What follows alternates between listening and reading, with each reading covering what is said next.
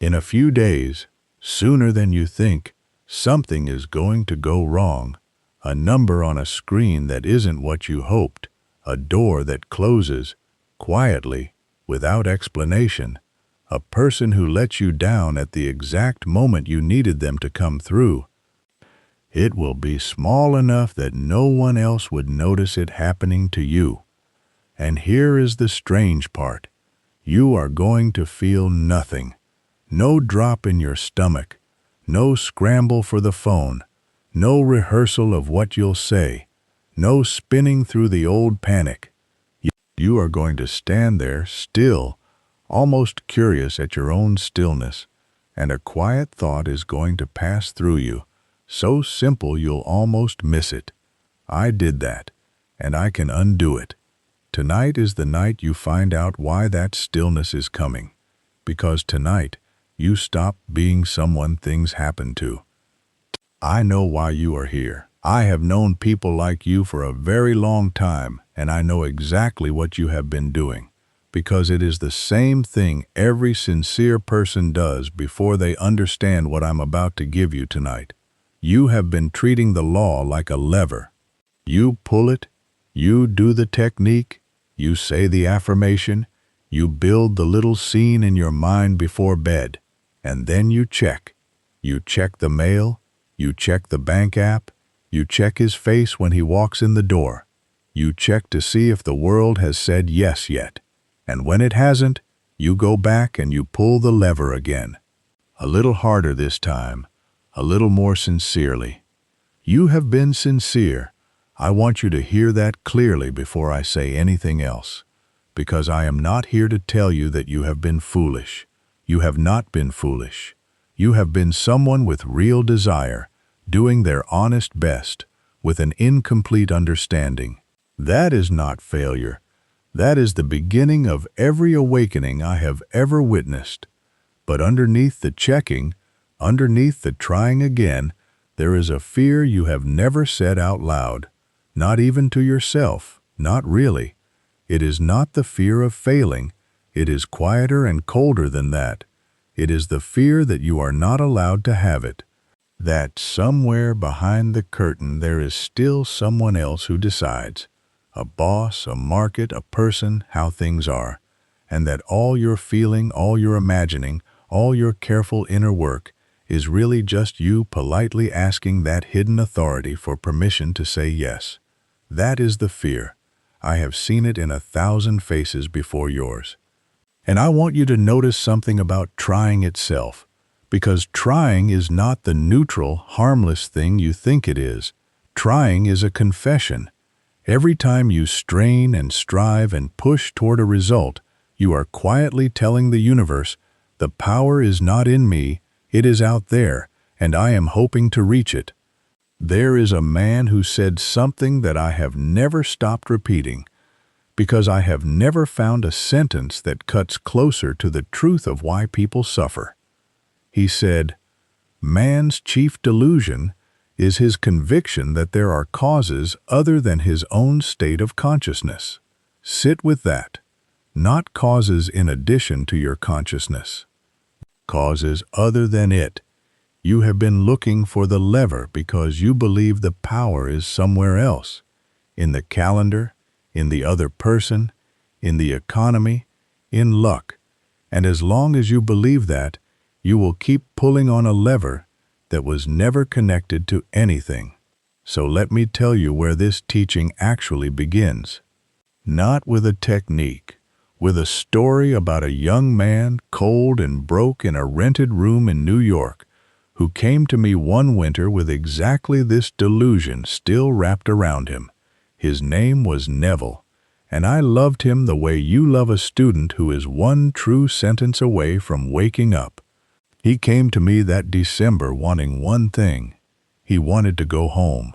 Barbados, the warmth, his family, the sea, Christmas the way he remembered it as a boy. And he had no way to get there.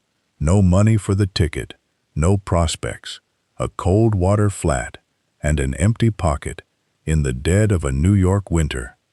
And he did exactly what you have been doing. He told me all the reasons it could not happen.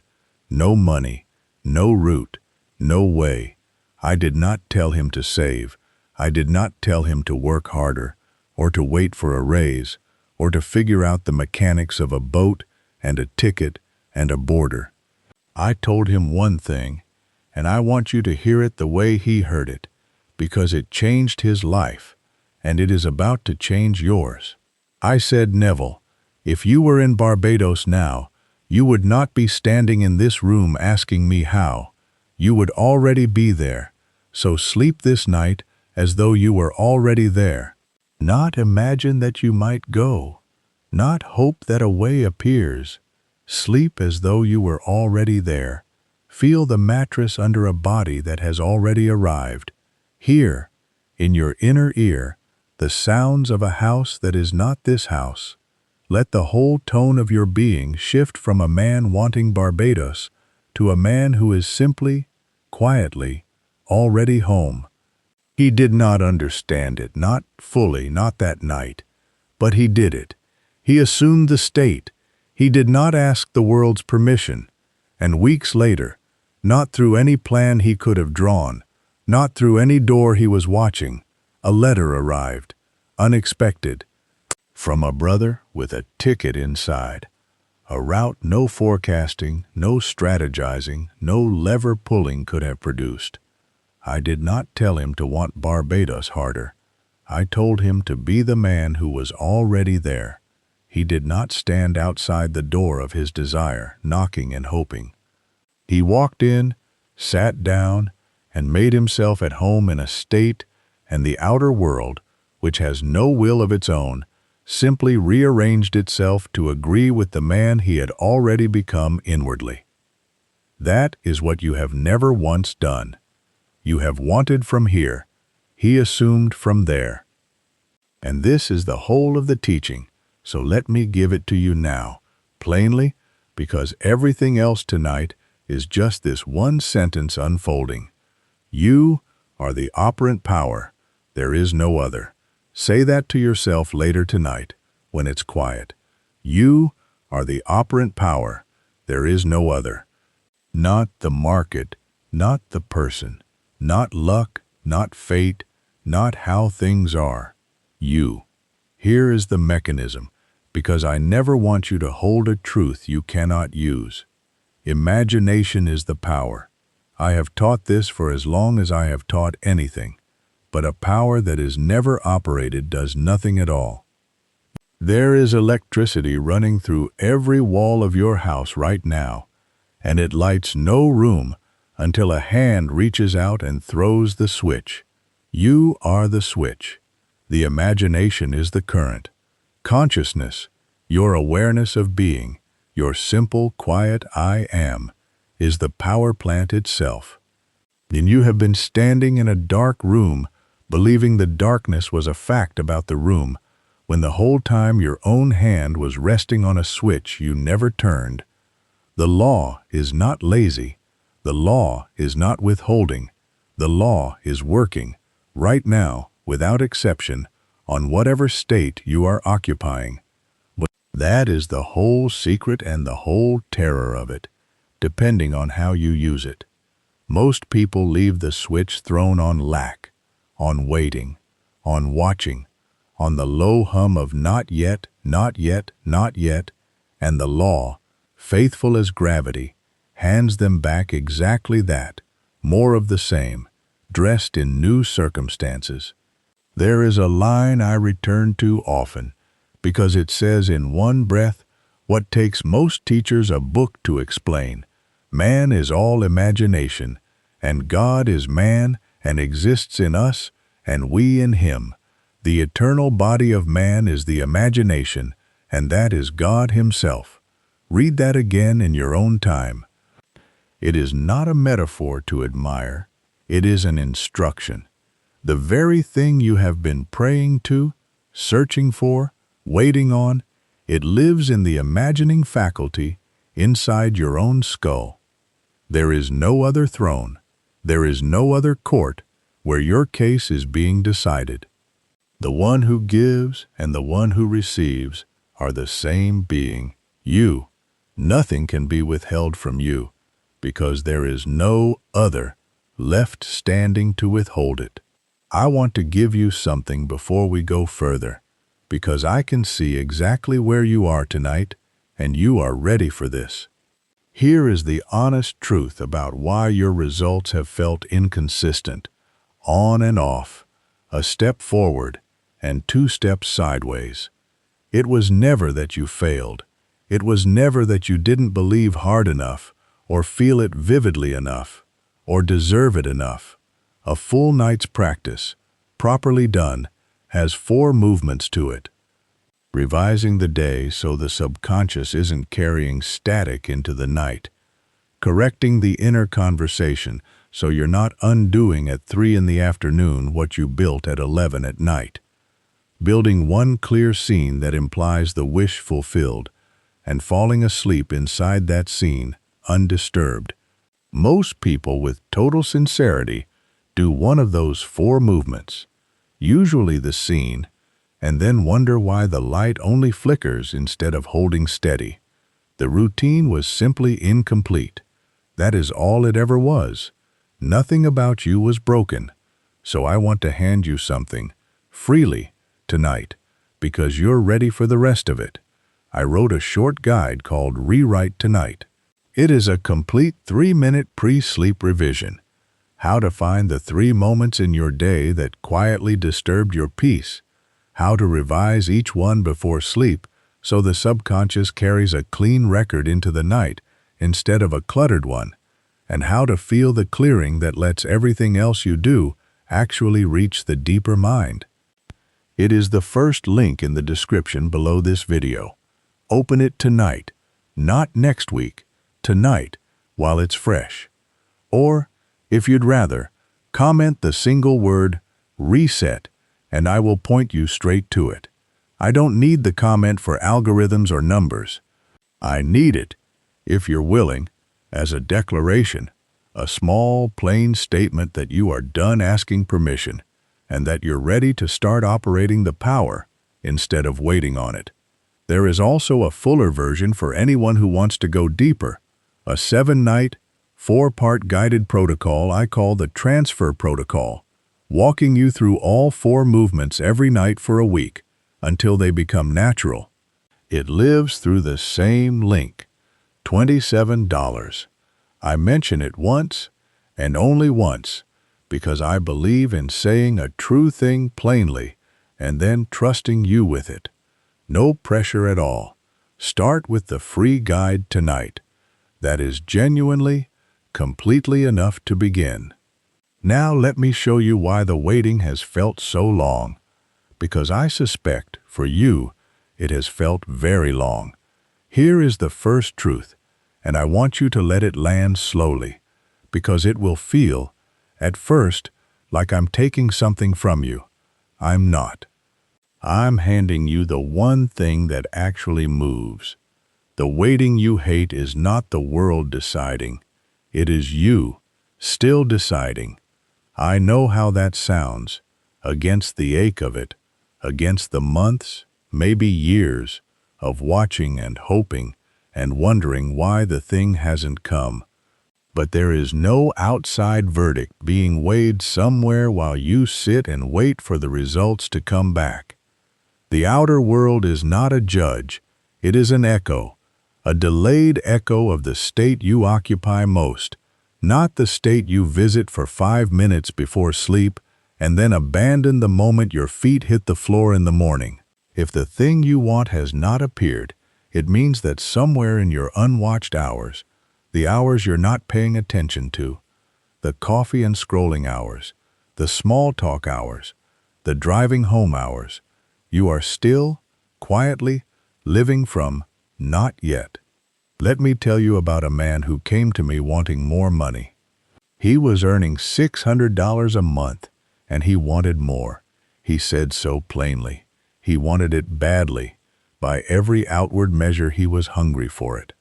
But when I asked him to feel, right there, the natural, easy, unforced sense of being a man who simply earned more, he couldn't hold it. It kept slipping. because the feeling that actually lived in him, underneath the wanting, was still the settled, familiar feeling of the $600 man. That was his home state, his comfortable clothes. The larger income was a stranger's coat he was trying on for 5 minutes at a time. So we didn't work on the money. We worked on the feeling. We built, patiently, the calm, unremarkable, almost boring sense of being a man for whom the larger sum was simply normal. No fireworks, no straining, just the quiet ease of a man checking a balance he expects to be there. Over time, that feeling stopped being borrowed and became his, and his income rose to meet the man he had quietly become on the inside, not because he wished harder, because he stopped renting the old identity and moved into the new one full time. So, here is what I want you to do, starting tonight, and it will feel almost too simple to be the answer. Stop watching the world for a verdict. The bank app, the phone, the calendar, none of them are counting your votes. Watch your inner conversation instead. What are you saying to yourself while you drive? What tone do you use with yourself when no one's listening? That is the only ballot being counted. Correct that, and the outer world has no choice but to follow, because it was only ever following that in the first place. Now here is the second truth, and this one goes a little deeper into the place you don't usually let anyone look. You cannot receive what you're still afraid to lose. I want you to notice something honestly, without shame, because there is no shame in this, only the shame of staying unconscious of it. When good comes near you, does some part of you brace? Do you find yourself, in the middle of something wonderful, quietly rehearsing how it might be taken away? A relationship that's finally warm, and you catch yourself waiting for the coldness to return. A sum of money that finally arrives, and you're already calculating how fast it will leave. That bracing is not caution, it is not wisdom, it is imagination, fully engaged, fully felt, fully vivid, running in reverse.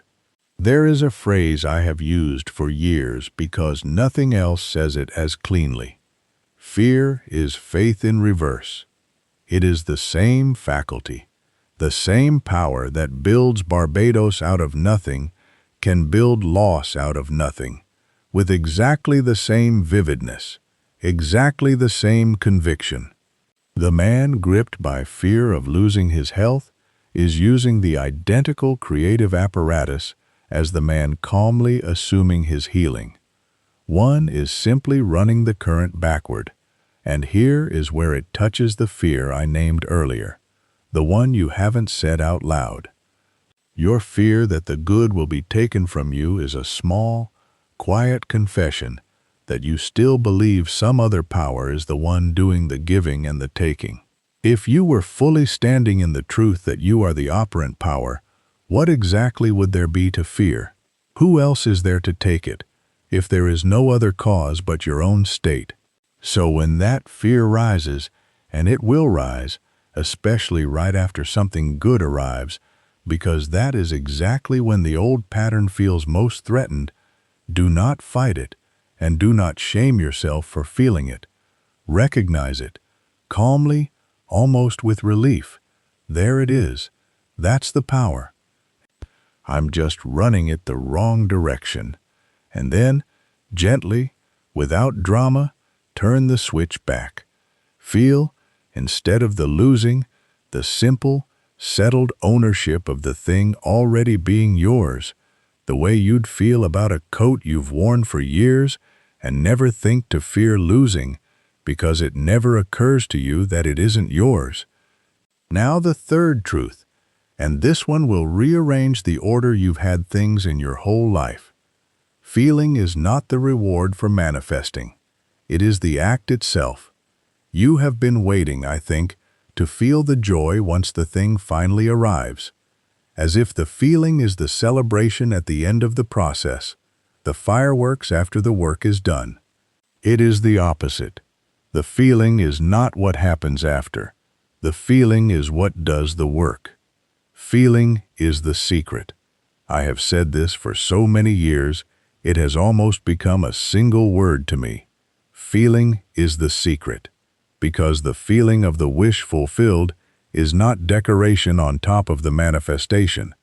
It is the operating instruction that produces it. Think again of Neville that winter. He did not wait until he was standing on the deck of a ship to feel the warmth of going home. He felt it that night, in a cold room, with no ticket, no money, no plan. He felt the sun on his shoulders and the voices of his family before a single dollar had moved anywhere in the world. The feeling came first, always first. The outer event is simply the crystallization of a feeling already fully lived, on the inside, in advance. So tonight, here is what I want you to release yourself from. Stop trying to cause anything. You cannot force a result into being through sheer strain. That is the lever again. That is the old delusion dressed up in new language. Instead, simply feel it, from the end, as already, quietly, boringly true. Assume the feeling of the wish fulfilled. Not next month's feeling, tonight's, right now, before you even close your eyes. Let me walk you through exactly how to do this tonight, because I don't want to leave you with a beautiful idea and no doorway into it. Tonight, do one thing. Not 10 things. 1. Get into bed the way you normally would. Let your body settle. And instead of reaching for your phone or running through tomorrow's list, let yourself drift, slowly, without forcing it, toward that drowsy edge just before sleep takes you. That state has a name, and I want you to know it, because once you know its name, you'll recognize it every night for the rest of your life. It is called the state akin to sleep. It is not being fully awake, and it is not yet being fully asleep.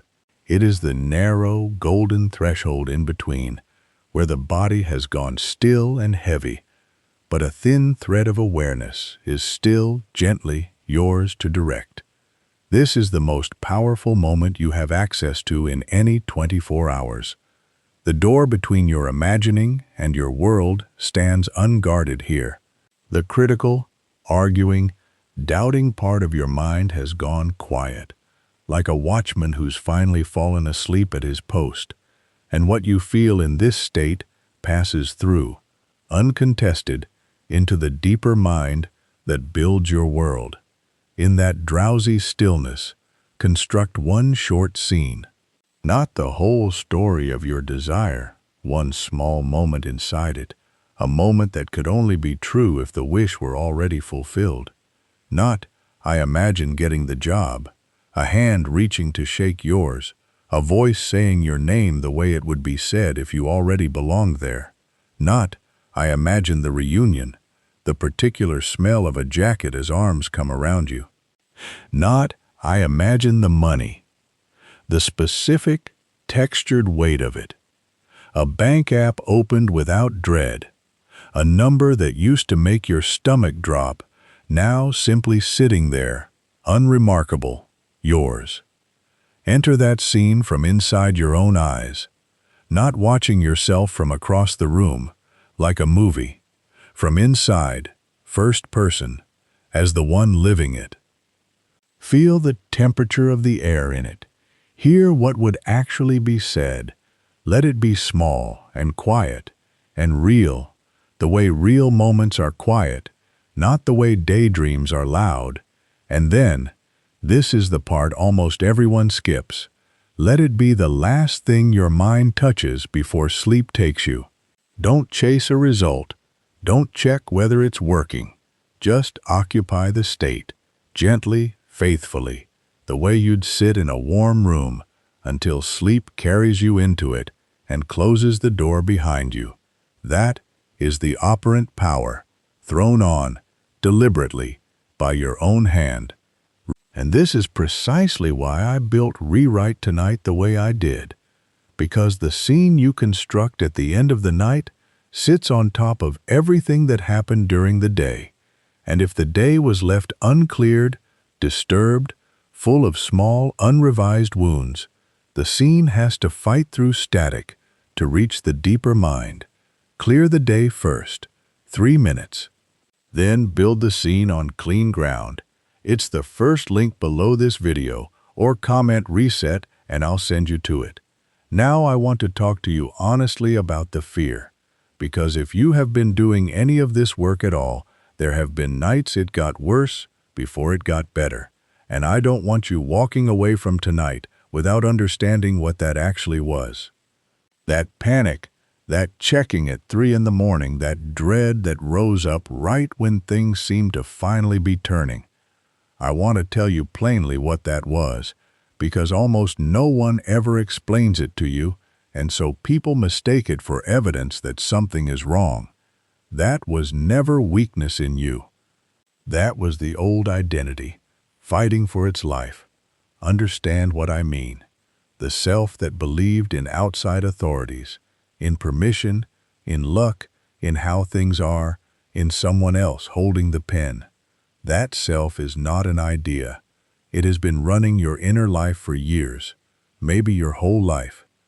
And when you begin, in earnest, to assume a new state, to actually live, night after night, as the one who already has it, that old self feels the ground shifting under it. It knows, on some level, that it is dying. And a thing that is dying does not go quietly. It thrashes, it screams. It produces fear, doubt, sudden dread at exactly the moments you are closest to freedom, because those are the moments it is closest to its end. So hear this reframe clearly, because it will change how you experience every hard night from now on. The fear was never a sign that you were far from what you wanted. It was proximity. You do not feel the old self thrash violently until you have very nearly outgrown it. A self that still has full control does not need to fight. It only fights when it senses it is losing. So the nights it felt worst, the nights you almost gave up, almost went back to checking and pulling the lever and asking permission again, those, I promise you, were your closest nights. You mistook the death rattle of the old self for a warning that you were doing something wrong. It was not a warning, it was a farewell. Let that soften something in you right now if it needs softening. You are not being punished by hard nights. You are being freed by them. And I want you to understand what the silence has actually been. All this time you've been waiting. The silence is not refusal. It was never a closed door. It is transit. Somewhere, out of your sight in ways you could never plan or trace or take credit for, the world has been quietly rearranging its furniture to match the state you occupied when you were faithful to it. What you have called waiting was never punishment. It was the law keeping its word, on its own timeline, in its own hidden workshop. So let me bring you back now to where we began tonight, because I made you a kind of promise at the start, and I intend to keep it. One day, and I want you to hear that this day is already decided. It is not a hope, it is a fact waiting for its moment to appear. One day, you are going to stand inside the very thing that once would have destroyed you. The number that used to wreck your whole week. The door closing that once would have sent you into a spiral. The person who lets you down at precisely the moment you needed them most. And something in you that used to flinch is simply, quietly, not going to move. You will stand there, almost curious at your own stillness, and a thought will rise, calm and clear. I did that, and I can undo it. And in that stillness, I want you to hear me say this one more time, the way you're hearing it tonight. You are the operant power. There is no other. Remember that I told you this before it happened. Before you go, I want to tell you what quietly cancels everything we did tonight, if you don't understand it. And almost everyone who hears this teaching gets it exactly backwards, at least at first. They think their imagining creates their world directly, like a hand shaping clay. It doesn't work quite that way, and this is the part that will change how you use everything I've given you tonight. Your imagining does not reach out and rearrange the world first. It reaches in and it creates you. It settles into you as a self-concept, a quiet, private sense of who you now are. And the world you see is never anything more than a mirror, faithfully, patiently, copying the person you have become on the inside back to you in outer form. So next time, I am going to show you why you have never actually been manifesting things at all, only ever manifesting yourself, again and again, in every direction you look. And once you see that clearly, you will never chase another object as long as you live.